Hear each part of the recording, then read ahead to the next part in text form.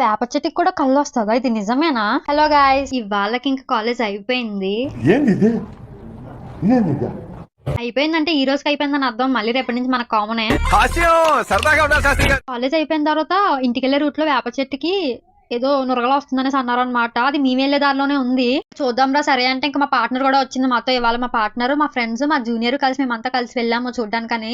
దగ్గరికి వెళ్తే కళ్ళు వాసన వస్తుందన్నమాట. చాలా గట్టిగా వస్తుంది స్మెల్ అయితే. అది ఏదో అన్నం పొంగుతుంది కదా, ఆ టైప్ లో పొంగి పొంగి లోపల నుంచి వస్తుంది అనమాట. నురగ నురగలాగా ఫ్లో అయితే ఆగట్లేదు. కత్తమానికి ఫ్లో లానే వస్తుంది అనమాట. ఆ చెట్టు చుట్టూరు తిరుగుతూ చూసామన్నమాట అది ఏంటి అసలు ఎక్కడి నుంచి వస్తుందని. చెట్టు ఆ పార్ట్నర్ అయితే దాన్ని చూసి లోపల ఏదో క్యాలిక్యులేషన్ చేసుకుంటుంది. మైండ్ క్యాలిక్యులేషన్ మనకు తెలియదు, మరి అదేం ఆలోచిస్తుందో. రియల్లీ అది ఒకసారి వచ్చి ఆగిపోతే ఒకటి అనుకోవచ్చు. ఇంకా ఫ్లో అయితే ఆగట్లేదు, వస్తానే ఉంటుంది. బట్ అదేంటనేది అర్థం కాలేదు మాకు కూడా.